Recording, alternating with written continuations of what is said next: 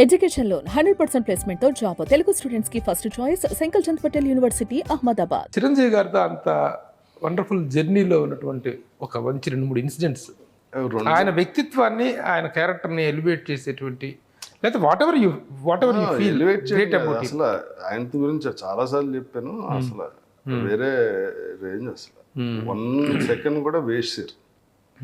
ఇప్పుడు నేను షూటింగ్లో అనుకోండి ఫుల్గా రిలాక్స్ అయ్యి ఇంట్లో టీవీ చూస్తాను, లేకపోతే టైం ఉంటే పడుకుని అలా ఉంటుంది.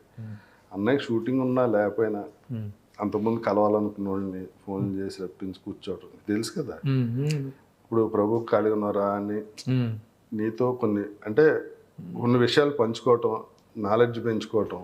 ఇంకా అసలు 24 గంటలు అదే ఇది. అసలు రిలాక్స్ అయ్యి సమస్య లేదు. ఇప్పుడు 4 సినిమాలు హీరోగా కంటిన్యూ షూటింగ్లు చేస్తున్నారంటే అసలు ఎంత ఎనర్జీ కావాలి దానికి. నాకు వరుసగా 10 రోజులు షూటింగ్ ఉంటే తర్వాత 4 రోజులు ఎగను నేను. అటువంటిది పైగా మన క్యారెక్టర్ ఆర్టిస్ట్, ఆయన సాంగ్స్ చేయాలి, ఫైట్స్ చేయాలి, ఎమోషన్ సీన్లు చేయాలి. అబ్బో అసలు ఆ ఎనర్జీ అది అసలు వేరే కాదు. ఇన్స్టెంటల్ గా ఒకటి చెప్తే ఇన్స్టెంట్లు గా చాలా చెప్పాను, చాలా ఉన్నాయి ఇన్స్టెంట్లు గా. అసలు చెప్పడానికి ఎన్ని ఉన్నాయి, బోల్డ్ ఉన్నాయి. ఎక్కువ ఉన్నప్పుడు చెప్పడం కష్టం. 1-2 అయితే చెప్పాను నేను ఆల్రెడీ. అది నాకు టాగూర్ షూటింగ్ అప్పుడు వేషం గురించి ఆల్రెడీ నేను 2-3 సార్లు చెప్పాను. అసలు సెట్లోనే ఇన్స్పిరేషన్ అసలు మామూలుగా ఉండదు.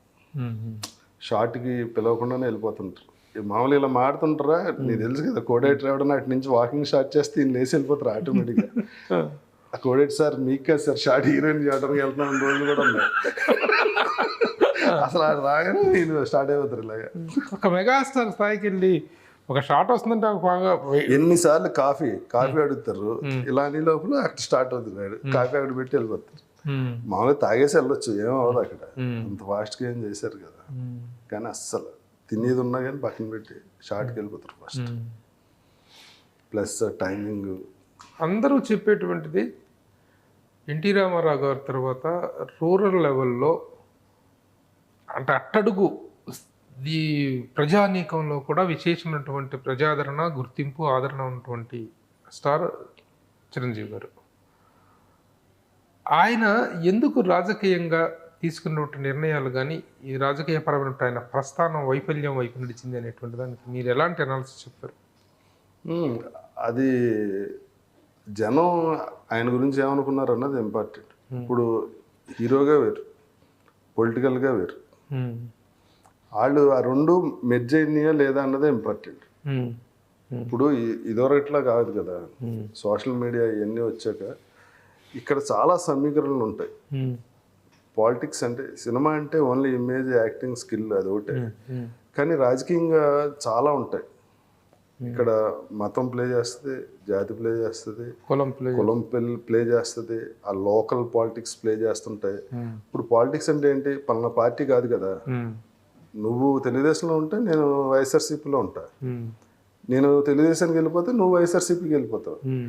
ఇది పార్టీ బేస్డ్ కాదు పాలిటిక్స్, ఇట్స్ ఇండివిజువల్ పాలిటిక్స్. నియోజకవర్గానికి, స్ట్రీట్కి ఒక రకమైన పాలిటిక్స్ ఉంటాయి. అది దానికి అవగాహన ఉండాలి, అలా మాట్లాడగలగాలి, అటు నిన్ను సాటిస్ఫై చేయగలగాలి, నన్ను సాటిస్ఫై చేయగలగాలి. అందులో చాలా ఉంటాయి. మంచితనం కూడా ఆయన వైఫల్యానికి కారణం అనేటువంటిది ఒకటి ఉంది. ఆ యాంగిల్లో మీరేం చెప్తారు? నేను చెప్పింది ఏంటి, నిన్ను కన్విన్సేయాలి, నన్ను కన్విన్సేయాలి అంటే మంచిగా ఉండటం కుదరదు కదా.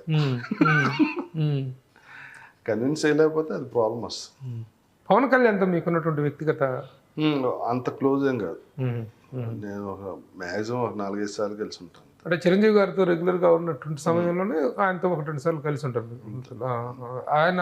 కానీ ఆయన బాగా జోయల్గా ఉంటారు నాతో. నేను కనిపిస్తే రాజు గారు ఏంటి ఈ టైంలో బాగా చాలా బాగుంటారు.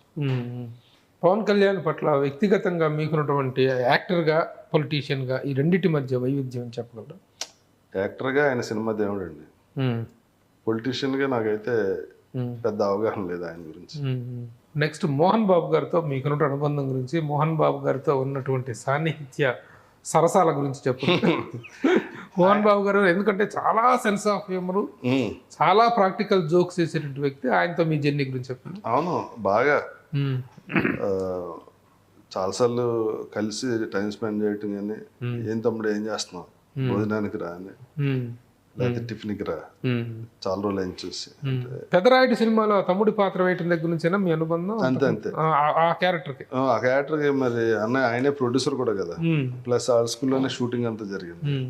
అప్పటి నుంచి బాగా, పైగా సినిమా సూపర్ డూపర్ హిట్. పెద్ద ఆ క్యారెక్టర్ ఒరిజినల్ చేసింది కూడా నేనే నాటామయ్య. నాటమ్మలో కూడా నేనే చేస్తాను. కాబట్టి ఇక ఆటోమేటిక్ ఇంకా అందులో నాకు సంగమితో క్లైమాక్స్ లో సాంగ్ ఉంటది, డ్యూయట్. ఇందులో తీస్తారు నాకు తెలుగులో. ఫస్ట్ యాక్చువల్గా శ్రీకాంత్ అడిగారు, శ్రీకాంత్ చేయనంటే మళ్ళీ నన్నే పెట్టారు. ఆయనతో ఏంటి చెప్పండి, ఎలా ఉంటుంది? ఆయనంతా పంక్చువాలిటీ అండి.